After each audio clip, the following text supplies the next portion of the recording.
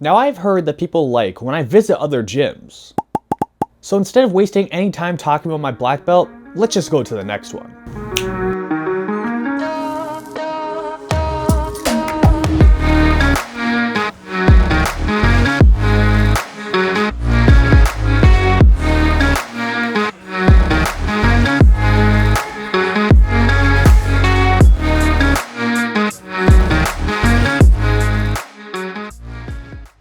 Boom! We're back, and we've reached our destination, Akagi Jiu Jitsu in Bloomington, Minnesota. I showed up on an open mat day, and that was the best choice for me. We had 3 hours of intense rolls from competitors all around Minneapolis. If you want to get better at Jiu Jitsu and see how to do more guillotines, make sure to stick around. I even managed to roll 1 round with my gi on, so let's get this one out of the way. My first opponent was a 4-stripe purple belt, and it didn't take him too much time before he started putting on some serious pressure.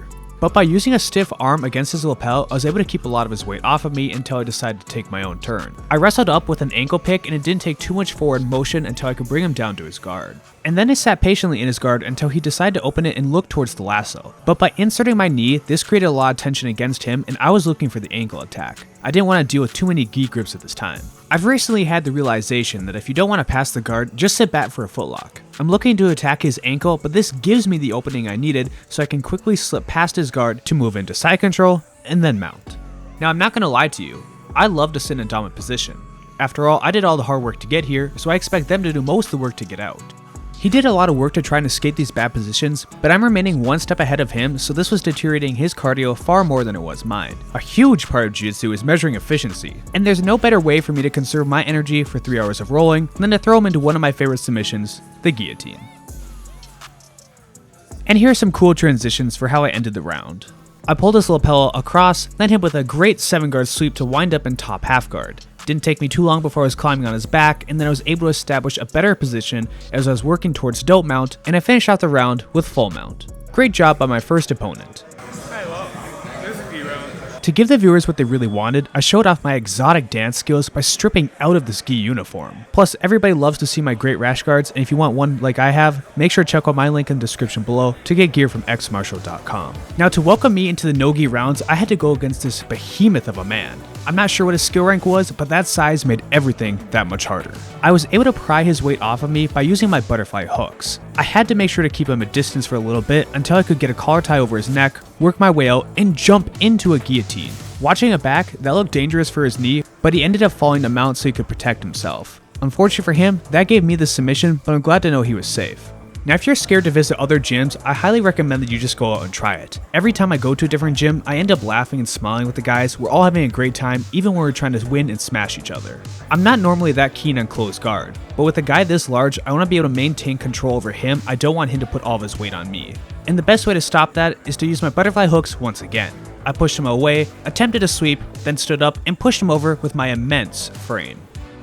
I even pushed into his guard to show him that I was the bigger man. He tried to sit up into a Kimura, but this allowed me to get into half guard, and then I could establish my body lock. From here, I just had to continue pushing forward as I grabbed the bonus head and I moved into side control. You can see that he was having a great time.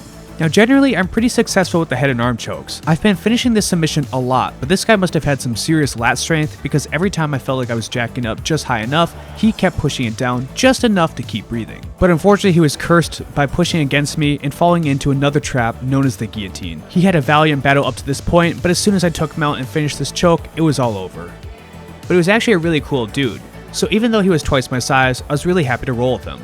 I want to take a quick moment to say thank you to the owner of this gym. His name is Toffer, and he holds this open mat every single Sunday for free for anyone that wants to come train. He's an absolutely great host. He let me film as much as I want as long as everyone was cool with it, and he completely destroyed my cameraman. The open mat is so busy that he doesn't really get to roll that much, so unfortunately I didn't get to go with him. But he has an awesome facility, and I think everybody in the area should check it out. As the day went on, the intensity of the gym increased as well, which gives me the opportunity to show you guys this awesome roll I had. I'm rolling against a higher belt, and he really was trying to push the pace on me. But not everyone has rolled with me or watched my videos before, so he didn't know I was such a guillotine fanatic.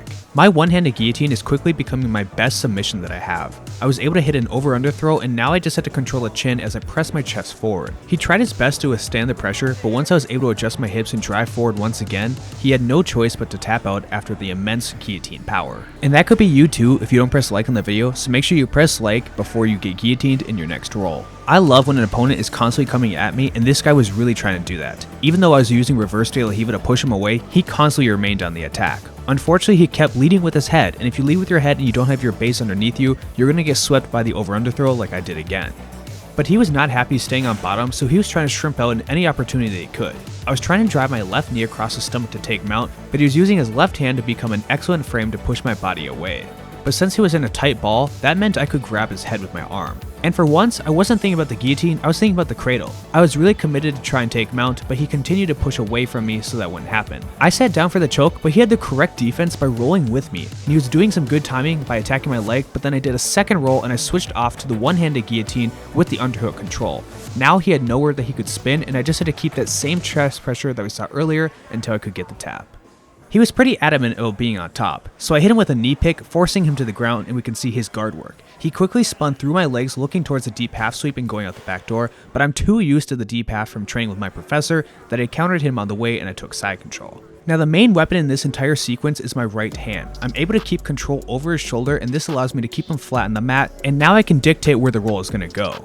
I slid my knee across his stomach and I kept that same right arm attached to his neck so he couldn't shrimp out.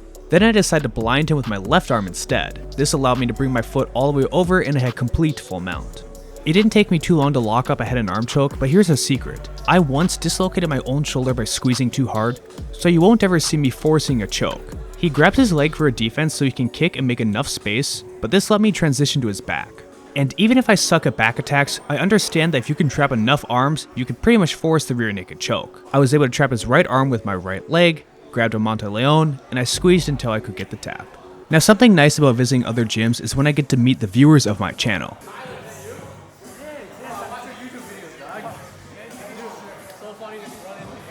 But it's more fun to choke them. These 3 viewers that I feature all were great sports. They wanted to roll the entire time, even if it meant a hard round. I also can guarantee you that these guys are not paid actors falling into guillotines, so if you want to see what it's like to face that same guillotine power, just show up to the gym and do a hard round with me, and I'll put you on the channel. I had so much fun rolling at this gym, and I'd love to hear your guys' suggestions where I should go next. And if you made it this far in the video, here's a juicy update for you. I'm going to be going to ADCC in September, and I'm planning to visit every single gym in the area that will let me film and record so everybody can watch my journey through Vegas. So you better make sure you're subscribed and you press the bell so you don't miss those videos when they come out. I would 12 out of 10 in this gym again, if I'm being honest. Thanks Akagi for having us at your gym. It was a blast and I hope everyone goes out to try it. But before you go, if you want to look extremely stylish doing jiu-jitsu or other sports, then make sure to check out xmartial.com from my link in the description below, so you can get awesome gear like I have, and you can use promotion code Tyler10 to save extra money.